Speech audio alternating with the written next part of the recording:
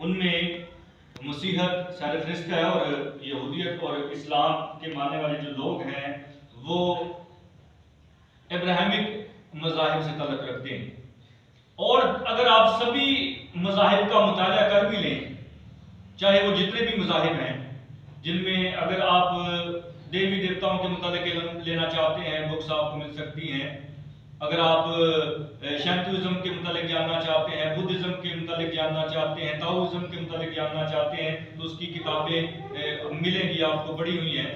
اسی طرح ہندوازم جو کہ بڑا قدیم مذہب ہے، اس کے متعلق آپ جاننا چاہیں تو اس میں بھی جو ہے کتابیں مل جاتی ہیں، آپ لوگ پڑھ سکتے ہیں، جو اپنی زندگی میں اسٹڈی کے لیے دیکھ سکتے ہیں.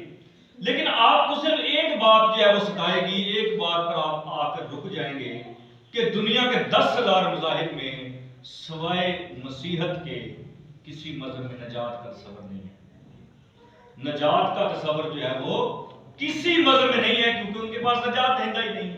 نجات دہندہ کس کے پاس ہے؟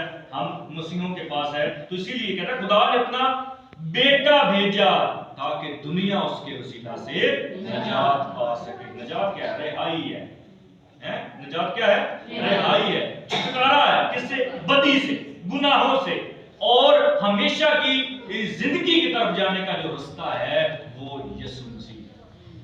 موسیٰ جب بنی اسرائیل کے لوگوں کو لے کر گیا تو بیابان میں بڑی سی بہت ساری آزمائشیں بنی اسرائیل کے لوگوں کو. کبھی وہ موسیٰ پر کڑکڑاتے ہیں، ہمیں پیاس لگی ہوئی، ہمیں پانی دے. کبھی وہ کہتے ہیں کہ ہمیں کھانے کو تو نہیں دے رہا، ہمیں وہ کڑوی ترکاریاں یاد آتی ہیں. کبھی یہ کبھی وہ، ہمیشہ کڑکڑانے کا تصور جو ہے وہ انسان میں پایا جاتا ہے شروع سے ہی ہے. اور اسی لیے جب وہ خدا پر کڑکڑاتے تھے تو خدا پھر بھی ان پر رحم کرتا تھا. کہتا ٹھیک ہے، جیڑی سے مانگتے ہیں انہوں دے دو. جو چیز بھی انہوں نے مانگی وہ ان کو دی گئی، مہیا کی گئی. اور ہمارا خدا جو ہے وہ مہیا ہی تو کرنے والا ہے. ہمارا خدا جو ہے وہ دینے والا ہی تو ہے، کیونکہ خدا کا کلام کہتا ہے مانگو گے تو تمہیں دیا جائے. تو وہ بنی اسرائیل کے لوگ مانگ رہے تھے تو ان کو مل رہا تھا. آج کے دور میں بھی جب نجات کے متعلق سن لیتے ہیں، لیکن جب ہم نجات دہندہ کے متعلق جانیں گے، نجات دہندہ سے مانگیں گے تو پھر نجات ملے گی. ویسے نجات نہیں مل سکتی. کیوں؟ کیونکہ نجات صرف اور صرف یسوع نام میں چھپی ہوئی ہے. اور اسی لیے عدد کی کتاب اس کا 21 باب جب آپ پڑھتے ہیں تو وہاں پر بنی اسرائیل کے لوگوں کو آتشی سانپوں نے کاٹا. کون سے سانپ تھے؟ آتشی سانپوں نے کاٹا. تو وہ پھر ہلاک ہونا شروع ہو گئے، وہ تو پریشان ہو گئے. اور پھر موسیٰ کو کہتے ہیں کہ ہم کیا کریں ابھی؟ تو موسیٰ خدا کے پاس گیا، اس نے کہا کہ میرے لوگ مر رہے ہیں. تو خدا نے کیا کہا کہ تو کیا کر، پیتل کا ایک سانپ بنا. پیتل کا ایک سانپ بنا، اس کو کیا کر، بلند کر، بلے پر کیا کر، بلند کر. اور جو بھی ڈسا ہوا اس پر نگاہ کرے گا وہ جیتا رہے گا. اس لیے خدا یسوع مسیح آج کی انجیل مقدس میں کہتے ہیں کہ ضرور ہے کہ ابن انسان بھی بلند کیا جائے تاکہ جو کوئی اس پر ایمان لائے ہلاک نہ ہو بلکہ ہمیشہ کی زندگی پائے. کیونکہ جب ہم مرنے کے قریب ہوتے ہیں تو ہم صلیب کو دیکھتے ہیں، اور جب ہم صلیب کو دیکھتے ہیں تو ہم کیا کرتے ہیں جی؟ جیتے رہتے ہیں.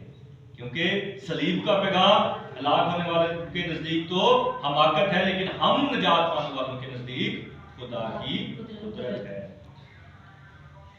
تیسری صدی، چوتھی صدی میں 313 میں ایک بادشاہ گزرا ہے قسطنطین اعظم. اور وہ جو تھا بڑا، کیونکہ وہ رومی بادشاہ تھا اور اس کا کام مسیحوں کو مارنا ہی تھا. اور پہلے جو 300 سال تھے وہ تب 1000 ثانیہ کے سال ہی گزرے ہیں اور مسیحوں پر بڑا ظلم کیا گیا روم کے اندر. اور جو قسطنطین تھا وہ جنگیں بڑی ہار رہا تھا. تو کیا ہوا کہ اس کو ایک رویا دکھائی دی کہ تو ایسا کر کہ اپنے اوزاروں پر، اپنے ہتھیاروں پر اور اپنے جھنڈے پر صلیب کا نشان بنا تو تو جو ہے وہ جیتنا شروع کر دے گا. تو وہ اس بات کو مانا، اس نے اس بات کو مانا.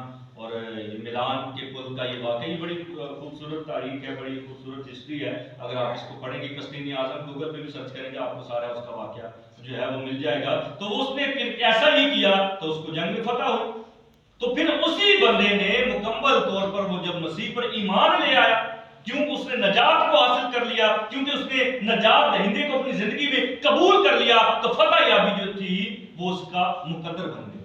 اور اس نے مکمل طور پر روم کے اندر اعلان کر دیا کہ یہ جو مسیحیت کا جو مذہب ہے، مسیحی جو ہے یہ ایک سرکاری مذہب ہے، ابھی یہ ان کو چھپنے کی ضرورت نہیں ہے، ابھی ان کو ڈرنے کی ضرورت نہیں ہے، مگر بلکہ مکمل طور پر یہ کیا کریں گے، ابھی آزادی کے ساتھ جو ہے وہ عبادت کر لیا کریں گے۔ تو یہ دیکھیں صلیب سرفرازی ہے نا، یہ بہت فقہ مندی ہے، لوگوں کا نشان، جیسے یہودی جو ہے وہ داؤد کا ستارہ جو ہے اس کو آج تک اپنے جھنڈے پر لگائے پھرتے ہیں، اور اسی طرح تمام مذاہب کے اپنے اپنے نشانات ہیں، لیکن ہمارا نشان ایسا ہے جو کہ فتح یابی بن گیا ہے، لیکن ہے تو وہ آپ کو پتا ہے کہ رومی حکومت کے اندر سب سے جو لعنتی یا ذلیل کردہ جو موت تھی وہ صلیبی موت تھی، لیکن خداوند یسوع مسیح کا صلیب پر چلے جانا یہ کیا بن گیا ہے، اس نشان کا مقدر بدل گیا ہے۔ یہ جو صلیب آپ دیکھ رہے ہیں یہ ایک لعنتی بندے کو دی جاتی تھی، لیکن ابھی دیکھیں یہی صلیب ہمارے گھروں میں بھی ہے، ہمارے گھروں میں بھی ہے، ہماری چھتوں میں بھی ہے، ہمارے چرچز گرجا گھروں میں جہاں جہاں بھی صلیب کا جو ہے نشان کیا جاتا ہے وہاں وہاں برکت اور بلیسنگ شروع ہو جاتی ہے۔ اسی لیے کیونکہ خدا محبت کرتا ہے نا، جو کرسچینٹی کا جو خدا ہے، جو ہم مسیحیوں کا جو خدا ہے وہ ایسے ہے جیسے ایک ماں اپنے بچوں کو پیار کرتی ہے، اسی طرح سے کہ دکھ میں بھی ہمارا خدا ہمارے ساتھ ہے، سکھ میں بھی ہمارا خدا ہمارے ساتھ ہے، جب ہم رو رہے ہیں تو ہمارے آنسو پوچھنے والا بھی ہمارا خدا ہے، ہم ہنس رہے ہیں تو اس میں بھی خدا کی بلیسنگ ہمارے ساتھ ہے۔ نہ ہمارا خدا کوئی بلی مانگتا ہے، نہ ہمارا خدا کوئی قربانی مانگتا ہے، نہ ہی ہمارا خدا کوئی ایسی چیز مانگتا ہے جس سے باقی دنیا کے خدا جو ہم متاثر ہوتے ہیں، بلکہ ہمارا خدا ایسا کیوں؟ کیونکہ اس نے اپنا بیٹا جو بخش دیا ہے۔ خدا نے دنیا سے ایسا پیار کیا کہ اس نے اپنا اکلوتا بیٹا بخش دیا تاکہ جو کوئی اس پر ایمان لائے ہلاک نہ ہو بلکہ کیا پائیں گے؟ ہمیشہ کی زندگی پائے۔ اور ہمیشہ کی زندگی کس میں ہے؟ یسوع نام ہے، کیونکہ یسوع نام میں قدرت پائی جاتی ہے، پاکلام میں قدرت پائی جاتی ہے۔ اسی لیے ہمارا ایمان اس بات پر ہے کہ کون ہے وہ جو اپنے دوست کے بدلے اپنی جان فدیہ میں دے دے، وہ ہے ہمارا خدا۔ اور دیکھیں باقی آپ دیکھ بھی لیں گے، اگر دیگر مذاہب کو پڑھ بھی لیں گے تو وہاں پر یہ ہے کہ نیکی کرو گے، اگر اپنے خدا سے نیکی مانگو گے تو نیکی ملے گی، بدی مانگو گے تو بدی بھی ملے گی، کسی کا اچھا چاہو گے تو وہ تو ملے گا، اور کسی کا برا بھی آپ چاہنا ہے۔ اکثر آپ نے ڈراموں میں دیکھا ہوگا کہ وہ جی کسی کو کوئی قتل ہو گیا تو لڑکی چلی جاتی ہے جی مندر میں کھڑکانے کے لیے، جی میں تجھ سے ماں یہ کہتی ہوں میں اس کا سر لینا۔ ہمارا خدا آپ کسی کی ہلاکت چاہتے؟ خدا آپ کی سنے گا؟ بھائی سمجھ آ رہی ہے؟ یہاں پر آ کر کہیں جی میں فلانے بندے کو بدلہ لینا، خدا کرے وہ مر جائے وہ مرے گا کہ خدا تمہاری سنے گا؟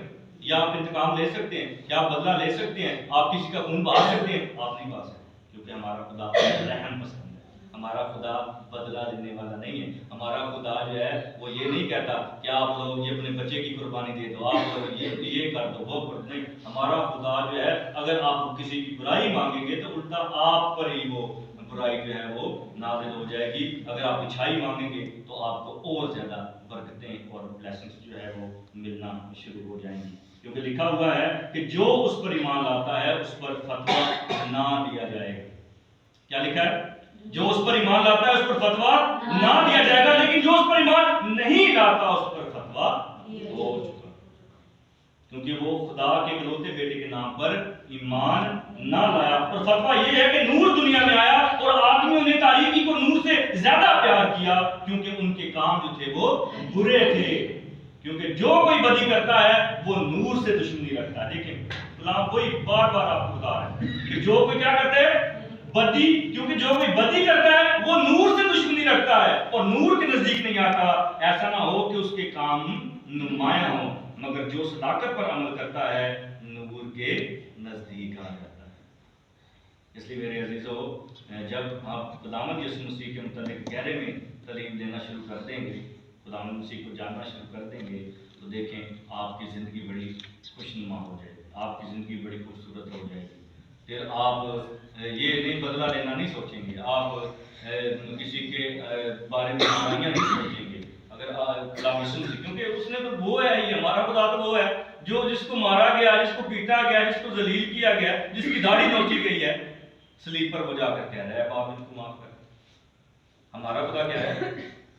صلیب پر اس نے کیا کہا ہے کہ اے باپ ان کو معاف کر دے، کیونکہ یہ نہیں جانتے کہ یہ کیا کرتے ہیں۔ ہمارا خدا اس قدر رحم پسند ہے اس قدر جو ہے وہ